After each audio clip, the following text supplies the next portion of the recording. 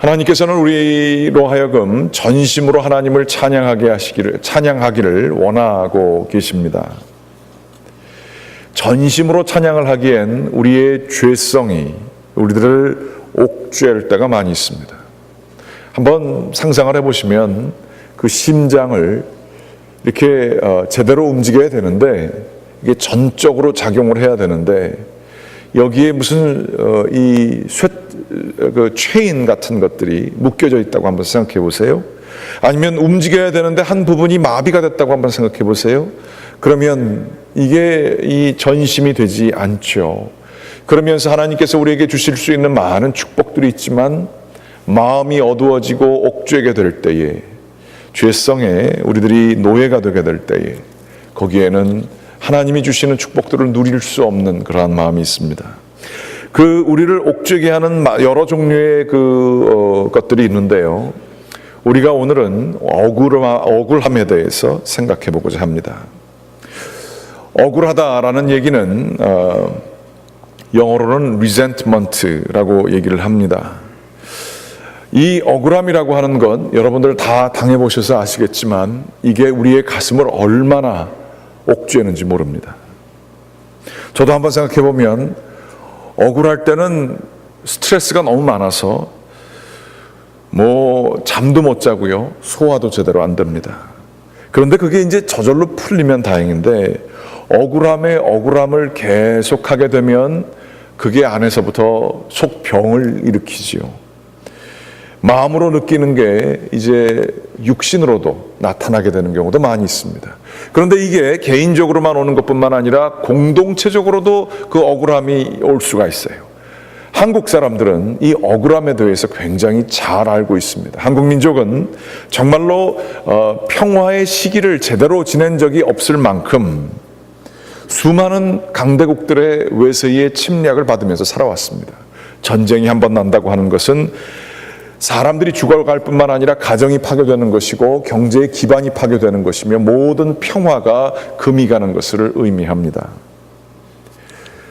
이 한국 사람들의 억울함이 쌓이고 쌓인 것을 일컬어서 우리가 한이라고 합니다. 이 한은 슬픔, 절망, 씁쓸함들이 다 녹아져서 섞여져 있는 것을 의미합니다. 그것이 안으로부터 쌓여서 더 이상 쌓일 수 없을 때 안에서부터 implode, 폭발을 하게 되고요, 그게 재처럼 가라앉게 되는 것.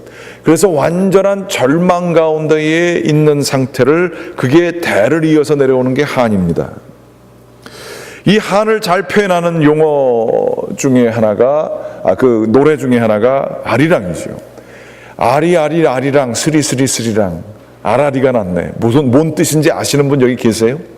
뭔진 모르지만 그 노래를 부르면 우리는 가슴 깊은 곳에서 한 민족의 정서가 느껴져요.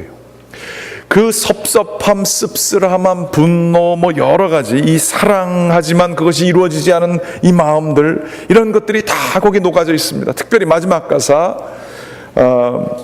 심리도 못 가서, 나를 떠나가시는 님, 심리도 못 가서 발병 난다.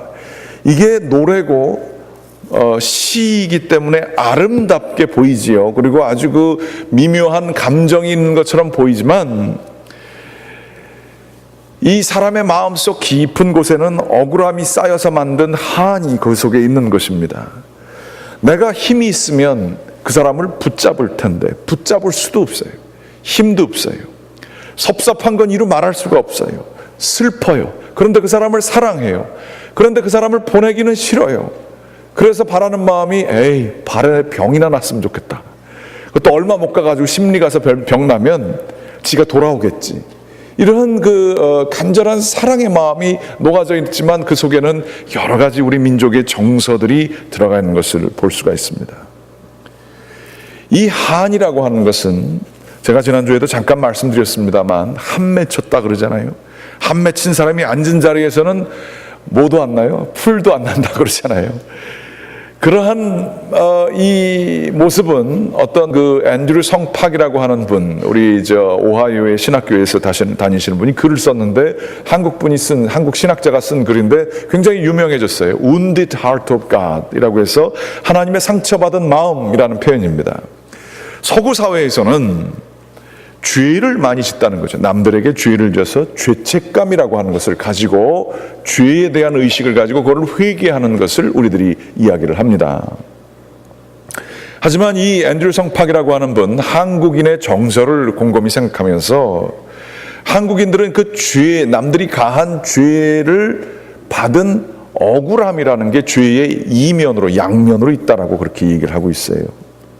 그런데 그 죄를 당한 희생자로서 그 억울함이 그 자리에 있으면 좋은데 이것이 죄처럼 타버리게 되고 그것이 자녀들에게 주어지게 되고 국가적으로 경험하게 되는 이 마음들, 이것들에 대해서 이 신학자가 이야기를 하는 게 이게 미치는 영향력이 또 대단하다는 거예요. 약자들이 그 죄를, 다른 사람들의 핍박을 받아서 억울함이 생겼는데 그것을 갚을 수가 없어요. 정의라는 것을 이룰 수가 없어요. 이럴 때 나타나는 반응들이, 그게 쌓이고 쌓인 반응들이 사람의 자아가 어그러지게 된다는 거예요. 마땅히 말할 때에 이거는 이런 것 같습니다, 이게 이렇게 됐으면 좋겠습니다 라고 해야 되는데, 건강하고 독립적인 사람으로, 주체로서 그런 얘기를 하는 것을 못하는 거예요. 그저 자기 얘기를 충분히 할 수 있는 상황에도 체념을 빨리 해버리는 거예요. 절망을 빨리 하는 겁니다. 이게 억울함이 오래됐을 때 나타나는 현상이에요. 아유, 뭐 해봤자 안 되니까. 불신이 쌓여서 건강한 공동체를 만들지 못하지요. 제가 예전에 목회를 제일 먼저 시작했을 때 조지시티에서 필리핀 분들과 함께 목회를 했었어요. 뭐 생긴 것도 비슷하고 그래가지고 굉장히 쉽게 가까워졌습니다. 그래서 으쌰으쌰해서 교회를 좀 이쁘게 꾸미려고 카펫을 깔기로 했어요. 그래서 몇몇 분들하고 다 얘기해서 같이 다 교회에 나오자고 그랬습니다. 그리고 뭐 제가 열심히 하겠다고 그러고 같이 좀 해봅시다 그랬더니 다 좋대요. 박수를 치고 그러면서 한번 해보자고. 나이 드신 분들이 많았지만 그렇게 얘기를 했습니다. 월요일이 됐는데 아무도 안 나타나는 거예요. 야, 이런 경우가 다 있나? 내가 아무리 그때 영어를 참 못했는데 영어를 못하기로서니 이 날짜를 잘못 얘기했나? 그래서 전화를 다 돌렸어요. 그랬더니 다 가겠다고 그래요. 근데 많은 분들이 전화를 안 받아요. 그래서 뭐 그런가 보다 그러고서 전화된 분만 오겠지 생각을 했습니다. 그런데도 뭐 안 나타나시는 거예요. 한 뭐 두 명, 세 명 나타나나? 그래서 너무 섭섭하더라고요. 그런데 뭐 여러분이 아시겠지만 제가 힘을 잘 씁니다. 그래서 열심히 힘쓰면서 혼자서 일했죠. 그랬더니 금요일 날쯤, 월요일서부터 시작했는데 금요일 날쯤에 사람들이 나타나더니 토요일 날쯤에는 한 30명 이렇게 넘게 와서 열심히들 하시더라고요. 그리고 이 필리핀 분들이, 우리 한국 사람들은 코리안 타임 하면 어느 정도 되세요? 한 30분 정도 잡잖아요. 요즘엔 뭐 많이 그렇지 않습니다만, 필리핀 분들의 필리핀 타임은 어느 정도 되신 줄 아세요? 양호하면 1시간, 기본이 2시간입니다. 이야, 코리안들이 존경스럽게 보일 때 그럴 때가 없었어요, 제가. 뭐 같이 뭐 파티를 한다 그러면요, 제 시간에 뭐 5시에 모이자 그러면 5시에 오는 사람은 거의 없어요. 그리고 주인도 거기에 초조해하지도 않아요. 6시 되면은 좀 한 반 정도 나타나고 2시간 정도 지나가야 사람들 나타나요. 그래서 제가 궁금해가지고 사람들한테 물어봤어요. 왜 이러느냐고. 그러면서 좀 화도 났어요. 그래서 이게 약속을 말했으면 약속을 지켜야 된다고 얘기를 했습니다. 그랬더니 갑자기 자기네들끼리 이 필리핀 사람들이 따갈록어라고 해서 그거를 영어 대신에 또 이제 국가적인 언어가 그겁니다. 그걸 자기네들끼리 막 써가면서 대답하면서 제가 영 생각하지 않았던 다른 방향의 대답을 하면서 막 저를 또 공격하는 거예요. 그래서 이건 또 뭔가 그러면서 한 1년 넘게 있었는데 뭐 잘 지냈어요. 하지만 참 이해할 수 없다라고 생각을 했었어요. 그런데 한참 시간이 지난 후에 어떤 분과 대화를 나눌 기회가 있었어요. 필리핀 사람들에 대해서 좀 이해해 달라는 거예요. 그래서 뭘 이해를 하느냐. 필리핀 사람은 우리는 일제히 뭐 30몇 년간 지배를 받았다 그러지만 외세 세력에 의해서 거의 몇백 년간을 지배를 받습니다. 부족 국가였고요. 하나도 한 국가로서 기능한 적이 없어요. 독립국가를 이렇게 만들어서 기능한 적이 없어요. 그 지배한 사람들이 만든 나라가 필리핀스, 그게 복수 형태예요. 그러니까 자기네들끼리 언어도 다 틀리고 하나의 개념도 없고 역사도 없고 남이 만들어서 만든 역사를 가지고 있어요. 그리고 거기서 수많은 지배를 당했기 때문에 권위자, 권력자, 이거는 무조건 의심하고 보는 거예요. 앞에서는 네네 예스는 다 하는 거예요. 저에게 그랬던 것처럼. 하지만 그거 하지 않는 거예요. 그 사람에게 협조하지 않는 거예요. 같은 공동체인데도 서로들 하지 않는 거예요. 서로가 불신하는 관계가 되는 것입니다. 억울함이 오래되면 우리 가운데 불신이 쌓이고요. 우리가 서로 힘을 합쳐서 건강한 주체로서 아름다운 공동체를 만들 수 있거든요. 그런데 억울함이 지배를 하면 공동체가 형성이 안 됩니다. 독립적인 주체, 건강한 주체로서 모든 것들을 이거는 아닌 것 같고 저거는 맞는 것 같고 내가 이 부분은 참여해야 되고 이거는 내가 여기까지 못하고 이런 식으로 자기가 자기에 대해서 선명하게 얘기를 못하는 사람의 모습이 나타나는 거예요. 우리 한국 민족들도 그런 것들이 많이 있습니다. 필리핀 사람만 그런 것도 아니겠죠. 핍박과 억압을 많이 받은 민족일수록 그런 게 많아요. 패시브 어그레시브라는 얘기가 있지만 굉장히 수동적이에요. 그러다가 터지면 막 어그레시브하게 나오기도 해요. 억울함이 쌓여졌을 때 나타나는 현상들입니다. 아이들도 그래요. 부모에게 자기의 것을 제대로 얘기를 못해요. 그래서 그 억울한 게 막 쌓여가요. 부모가 더불어서 자신을 얘기를 못하다가 그러다가 막 터져 나온 것 때문에 관계가 악화되는 경우가 많아요. 억울함이 우리의 마음을 그렇게 옥죄는 것입니다.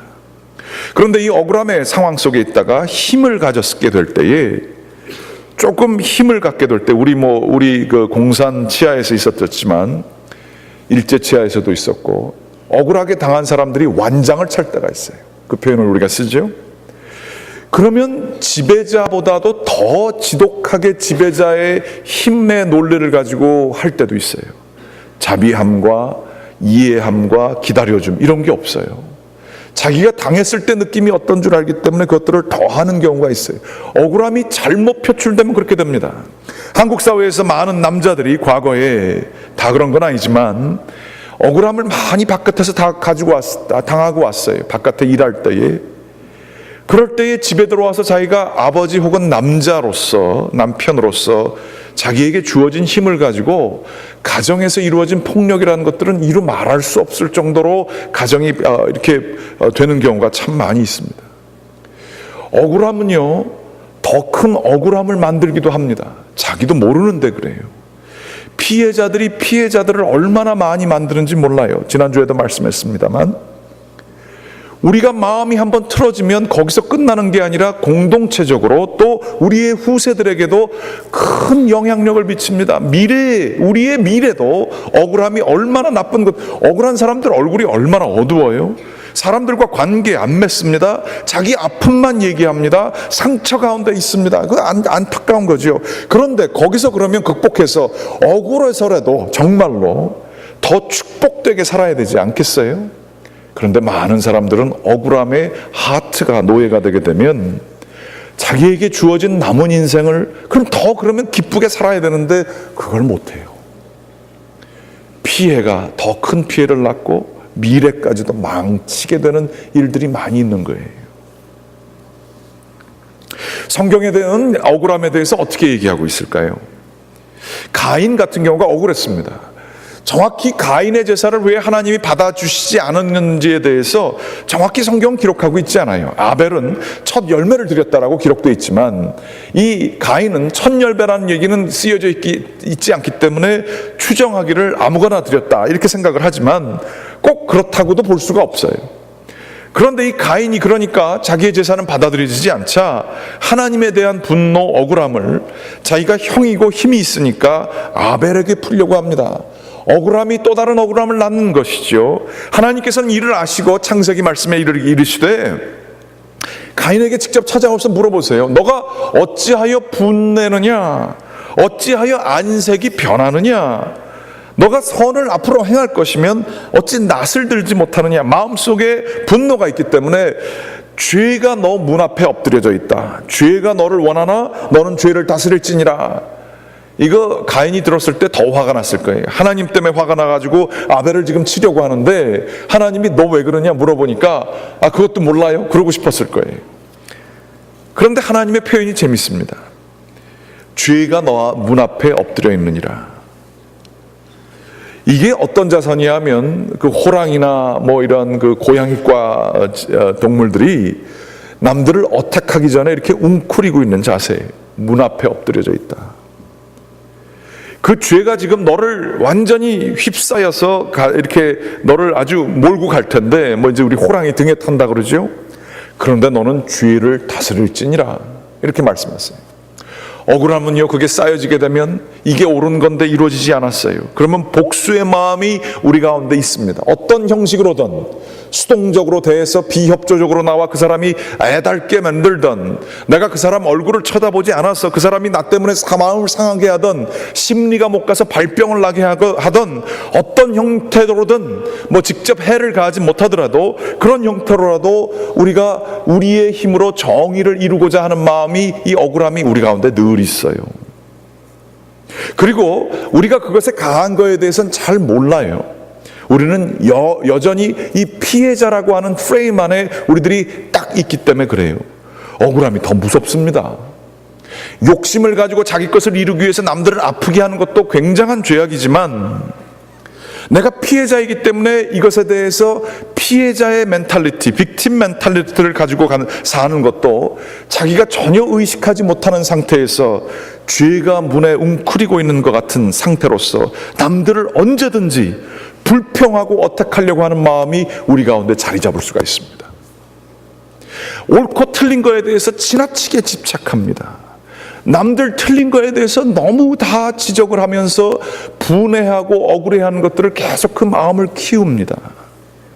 그래서 손해보는 게 뭘까요? 자신의 주변에 있는 사람들, 또 자신의 미래, 모든 것들이 거기에 영향을 받을 수 있습니다. 그런데 이 피해자의 멘탈리티에 가지게 되면 자기가 그런 줄을 모른다는 거예요. 자기가 문제의 근원이 될 수 있다는 걸 모르고 남들 때문에 이렇다라고 하는 것에 붙잡혀서 살 수가 있어요. 가인이 그랬습니다. 평생을 도망다니면서 하나님께서 그에게 가인의 표를 주셔서 보호해 주셨지만 평생을 유리하는 백성처럼 살았어요. 늘 두려웠어요. 그 뒤에 누가 쫓아올까 봐 두려웠어요. 죄가 또 다른 이면으로 우리를 그렇게 만드는 것입니다. 억울하면요, 성경에서 보게 되면 또 자기 중심적이 되게 됩니다. 자기의 의만을 생각해요. 내가 얼만큼 잘했나, 거기에 대해서만 집중하게 됩니다. 욥이 그렇습니다. 자기는 의로웠거든요. 확실히 의로웠어요. 성경도 거기에 대해서는 뭐 다른 얘기를 하지 않아요. 친구들이 너가 분명히 잘못한 게 있을 것이다 라고 얘기해도 욥은 자기는 의롭다라고 얘기하고, 성경은 거기에 대해서 하나님도 그 욥이 틀렸다라고 얘기는 안 하세요. 욥은 자기의 옳은 거에 대해서만 생각해요. 그러다 보니까 자기 중심이 돼서 그 의로운 사람이 하나님마저도 저 멀리 밀어나게 됩니다. 그러면서 한다는 얘기가 이렇습니다. 하나님이, 내가 법정에 가서 하나님을 피고로 세우고 싶다까지도 욥에 나와요. 성경이 어떻게 보면 굉장히 거룩한 문서이기도 하지만 성경 자세히 읽다 보면 기가 막힌 얘기들도 많아요. 하나님을 내가 피고로 삼겠다 그래요. 그래 놓고선 자기 독백조로 얘기합니다. 근데 하나님이 재판장이니 어떻게 하랴, 그러면서 자조적으로 그렇게 얘기를 한다고요. 그러면서 자기의 의의가 제일 중요해서 하나님마저도 대상화시키는 그런 죄를 범하게 되는 거예요. 자기는 그걸 전혀 모르죠. 그런데 하나님께서 나타나셔서 욥의 눈을 띄워주십니다. 하나님이 주인이시고 하나님이 참된 주체이시고 하나님이 창조주이심을 드러냈어요. 너 이거 만들 수 있어? 너가 이 세상을 이렇게 만들 때의 그 비밀을 알아? 라고 얘기를 하시면서 욥의 생각의 한계를 드러내세요. 또한 하나님께서는 너 이거 할 수 있어? 이런 일들을 네가 직접 할 수 있단 말이냐? 욥의 능력의 한계를 드러내세요. 그러면 욥의 눈을 띄워주세요. 욥의 문제가 그러면 바뀌었습니까? 욥이 옳은 것이 옳은 게 아니고 틀렸다라고 증명이 됐습니까? 그렇지 않습니다. 그 문제는 그냥 있지만 하나님이 세상의 주인이시고 자기는 그저 하나의 점에 불과한 존재임을 깨닫게 될 때 욥이 하는 말이 재미있어요. 하나님이 내가 여지껏 귀로만 들었는데 눈으로 봅니다 라고 하며 저의 어리석은 입을 주님께서 용서하시옵소서, 그런 표현을 쓰고 있다는 거예요. 자기 중심성에서 하나님을 만날 때에 바뀌어지게 되는 거예요. 억울함은요, 우리를 자기 안에 가두게 합니다. 자기 세계 속에 가두게 합니다. 모든 것을 왜곡되게 보게 합니다. 뭐가 제일 중요한지를 못 보게 합니다. 억울함은요, 죄의 다른 면으로 우리로 하여금 거기에 갇혀버리게 하는 그러한 속성이 있습니다. 억울함은 또 우리를 감사하지 못하게 합니다. 억울함에 붙잡혀 있게 되면은 옳고 그른 문제에 너무 집착하게 되어서 무엇이 다른 것들이 있는 축복들을 바라보지 못하게 해요. 죄된 사람의 본성이기도 하지만 하나님께서는 에덴 동산에 많은 축복을 주시고 선악과만 먹지 못하게 하셨어요. 그런데 그것을 먹지 못하게 하게 되니까 이 마음이 동산의 중앙에 그거밖에 없어 보이는 거예요. 다른 축복들을 보지 못해요. 그리고서 그것을 먹게 됐을 때 하나님께서 네가 어디 있냐 물어봤을 때에 하와도 그렇고 아담도 그렇고 하나님을 비방하고 사탄을 비방하고 남들에 대해서 다 비방하는 것으로 가지 자기가 이 생명을 얻었음, 이 감사할 것들에 대해서 전혀 바라보지 못하고 남들을 비방하는 데에 받은 수많은 은혜가 있음에 대해서 바라보지 못하게 하는 그러한 일들을 하게 했습니다. 억울함이 이렇게 무서운 거예요. 이 가운데 억울하신 분들 상당히 이 죄가 이 문 앞에 이렇게 웅크리고 있는 걸 잘 아시기 바랍니다. 억울함은 그래요. 그러면 이건 성경에서 어떻게 풀라고 얘기를 하고 있을까요? 오늘 성경의 말씀을 보게 되면 이런 얘기가 있습니다. 여러분이 아시는 것처럼 로마 백부장과 유대인들의 관계를 상상해 보실 수 있을 거예요. 유대 사람들은 자존심이 굉장히 강한 사람들이었습니다. 하나님께서 선택하신 민족이라는 생각을 가지고 있었죠. 그런데 로마 백부장이 와서 자신들을 억압을 합니다. 이 제일 많이 볼 수 있는 권위의 상징이고 제일 억압자의 상징이 백부장들이었을 것입니다. 그런데 이 백부장이 예수님하고 같이 얘기를 나눠요. 예수님께서는 백부장의 사연을 듣습니다. 백부장이 얘기하기를 자기 하인을 고쳐달라는 거예요. 중풍병 걸린 하인을 고쳐달라고 그러고 집까지 오실 필요가 없다는 거예요. 자기도 군인이기 때문에 어떻게 되는지 안다고 하면서 예수님의 신적인 권위, 치유할 수 있는 권위에 대해서 그저 인정하고 들어갑니다. 그러면서 말씀만 하시면 우리 하인이 날 겁니다. 직접 오실 필요 없습니다. 예수님께서는 이것을 보시고 심지어 이 억압자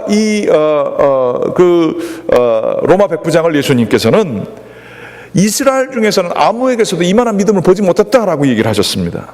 이에 8장 10절 보게 되면 예수님이 놀랍도록 이렇게 얘기를 하신 거예요. 그러면서 예수님이 하시는 얘기가 더 놀랍습니다. 11절에 보게 되면 아브라함과 이삭과 야곱과 함께 동서로부터 많은 사람들이 와서 그 자리에 앉게 될 것이다. 천국의 자리에 앉게 될 것이다. 이 앉는다는 표현은 아브라함과 이삭과 야곱과 함께 같이 식사를 하면서 옆쪽으로 이렇게 유대인들은 비스듬하게 기울여서 식사를 했는데 그 자리에 유대인이 아닌 이 사람들이 앉게 될 것이다. 오히려 12절 말씀, 이스라엘 자손들은 바깥에 쫓겨나게 될 것이다. 거기서 울며 이를 갈게 되는 일이 있을 거다라고 얘기합니다. 그러면서 백부장에게 병이 나왔다, 믿은 대로 될지어다, 이렇게 얘기를 하시고 계세요. 이 이야기는요, 유대인들이 바라보기에 억울한 얘기입니다. 아니, 자신들을 선택해 주신 하나님께서 전혀 상관이 없는, 아니 자신들을 억압하는 로마 백부장을 옳다라고 하시고 그 사람 얘기를 듣고 이만한 믿음을 못 받다고 하는 얘기예요. 예수님은 왜 그러셨을까요? 그리고 왜 백부장을 옳다라고 하시고 이 이스라엘 사람들은 틀렸다고 하셨을까요? 알고 보면 예수님께서 이스라엘 민족들을 이렇게 대하실 때가 많았어요. 아브라함의 자손들이여, 너희의 권리가 당연히 있는 줄 아느냐? 너희들은 아무것도 아니다. 뿌리에 도끼가 찍혀서 이 불 속에 버려지게 될 것이다 라고 얘기하셨어요. 이 돌들로도 하나님께서는 소리를 내게 하시고 하나님의 의로움을 이루실 것이다 라고 얘기하셨어요. 이 사람들이 가지고 있었던 선택된 의식, 즉 다시 말하자면 이런 것입니다. 억울한 마음을 갖는 속에는 내가 이렇게 당할 사람이 아니다라는 거예요. 나는 옳은 사람이라는 거예요. 나는 이런 자격을 가진 사람이 아니라는 거예요. 나는 아브라함의 자손이고 나는 선택권이 있고 나는 주권이 있는 사람이라는 생각이에요. 이렇게 자아가 충만하게 되는 것, 하나님으로부터 멀어지는 일이라는 거예요. 돌아온 탕자에게서도 잘 알고 계시지만, 돌아온 탕자, 우리가 탕자를 하나님이 아버지로서 받아주시는 얘기는 알고 있지만 이 장자가 그 아버지에게 대드는 얘기는 모르고 있어요. 예수님께서는 그 얘기를 반이 넘도록 얘기를 하셨습니다. 그러면서 이 장자가 어떻게 내가 아버지를 떠나지도 않고 나는 열심히 일했는데 아버지는 나에게 이런 잔치 한번 베풀어 주시지 않고 이 죄인인 탕자에게 그러한 잔치를 베풀어 주십니까? 억울합니다 라고 얘기를 하는 거예요. 이때에 탕자가 아버지를 버린 것도 문제지만 그러나 탕자는 구원을 나중에 받았죠. 죄인으로서. 그렇지만 이 유대인은 아버지 옆에 있었지만 아버지의 마음을 전혀 헤아리지 못하고 오히려 더 아버지를 소외시킨 사람이 됐습니다. 뭐가 문제입니까? 나는 중요한 사람이라는 거예요. 나는 나는 의로운 사람이라는 거예요. 나는 억울하게 당했다는 거예요. 내가 옳은데 왜 그것이 인정이 안 되냐는 그러한 것이지요. 하나님을 멀리하게 되고 감사함이 없게 되고 자기중심적이 되게 되는 죄성이 억울함 가운데에서 나타나게 되는 것입니다. 제가 미국 교회 목회를 하면서 한 80되신 어떤 그 교회에 거의 한국식으로 얘기하면 장로님격 되시는 분하고 같이 식사를 하게 되었습니다. 목사님들이 오시면 자기가 이 얘기를 꼭 한다는 거예요. 뭐냐면 자기의 아들이 40 정도 되었을 때에 그 아들이 죽게 되었던 얘기를 합니다. 그러면서 그 아들이 교회에서 성가대 지휘도 무상으로 맡아서 하게 되고 참 하나님을 사랑했던 아들이었고 자랑스러웠던 아들이었는데 사고로 해서 하늘나라로 가버렸다는 것입니다. 그러면서 하나님한테 억울한 마음이 든 거예요. 내가 교회를 위해서 수고했고 우리 아들은 더더군다나 교회에서 열심히 봉사하고 하나님을 사랑하면서 살았는데 이게 웬일이냐 하는 거죠. 어떻게 그 아들을 젊은 나이에 아직도 할 일이 많은 나이에 하나님이 데려가셨냐 하는 거예요. 그러면서 이분이 교회를 안 나오기 시작했다는 거예요. 교회에서 아주 중요한 분이셨는데 그 억울한 마음 누가 위로할 수 있겠어요? 그러면서 방황을 하기 시작한 겁니다. 그러다가 어느 날 장례식을 갔다는 겁니다. 자기와 비슷하게 사랑하는 사람을 잃어버린 그 사람이 나와서 잠깐 이야기를 하는데 너무나 힘들고 어렵지만 돌이켜 생각해 보니까 그 일찍 간 내 사랑하는 사람, 이 사람을 떠나게 보는 마음이 너무나 안타깝고 괴롭지만 바꿔서 보니까 그동안에 있었던 삶이 너무 좋았다는 거예요. 그러면서 하나님께 감사하지 않을 수 없다라는 얘기를 앞에 나와서 하는데 자기 마음을 꽉 쥐고 있었던 그게 턱 하고 풀려지는 느낌이 들더라는 겁니다. 자기 아들도 46세인가까지 살았는데 그 아들이 더 살기를 원했지만 그리고 당연히 살아야 되는 권리가 자기에게 있다라고 생각을 했다는 거죠. 그런데 그 생명의 근원 자체는 어디서부터 왔냐 하는 거예요. 그 46년이란 세월은 그게 어떻게 주어졌냐 하는 거예요. 보니까 순전히 하나님의 은혜들이에요. 매우 역설적이지만 그 깊은 고통과 고뇌 속에서 외로움 속에서 억울함 속에서 있던 이 영혼이 지난 46년을 되돌이켜 보기 시작했고 자기 마음속에 감사한 마음이 생기기 시작했대요. 그러면서 하나님께 대한 마음이 돌려지기 시작했다는 거예요. 그러면서 그 마음이 열려지기 시작했는데 아들의 문제에서 끝난 게 아니라 하나님 마음도 헤아리게 됐대요. 하나님도 자기 아들을 잃어버리신 분이신데 그리고 그 이유가 순전히 사람들에게 그 죄 속에서 살면서 억울한 사람이 또 억울한 사람을 만들고 억울한 사람이 또 억울한 사람을 만드는 죄의 끊임없는 연결고리 속에 있는 것을 끊으시고자 아들을 보내주셨다는 거예요. 근데 그 아들이 사람들의 인정을 못 받는 거예요. 하나님의 아들인지를 인정도 안 하고 그 아들을 죽이는 거예요. 물론 그렇게 죽으심으로 사람들의 죄를 다 마치 그 더러운 것을 다 빨아들이시고 십자가에서 죽으셨다는 것이죠. 그러면서 자기의 마음을 하나님이 제일 잘 이해하시지 않겠느냐 그런 얘기를 하시는 거예요. 그분의 신앙 고백을 들으면서 저는 성령님께서 그분의 마음을 붙들고 계심을 봤어요. 정말 가장 슬픈 순간이었지만 예수 그리스도의 복음이 그분을 통해서 선포되어지는 것을 보게 되었습니다. 세상에 당연한 내 권리라는 것은 없구나 하는 것도 깨닫게 되었습니다. 내 중심적으로 사는 거 이러다가 죄질 수도 있는 거구나 그런 생각도 가지게 됐어요. 그분의 간증 속에서 제 눈도 많이 튀어지게 됐어요. 그러면서 그분이 꼭 얘기하시는 게, 저는 목사님들이 오시면 이 얘기를 꼭 합니다. 목사님들에게 제가 겪은 이 간증이 도움이 될까봐, 제 경험에 도움이 될까봐 이렇게 말씀합니다. 그렇게 얘기를 하셨습니다. 여러분은 어떠세요? 내가 가지고 있는 권리는 내 거 확실히 맞습니까? 내가 아브라함의 자손인 것처럼, 이스라엘 백성인 것처럼 나는 굉장히 뛰어난 사람이고 나에게 보장된 것은 하나님도 건드리지 못할 정도의 영역 맞습니까? 나는 그렇게 당하면 안 되는 사람 맞습니까?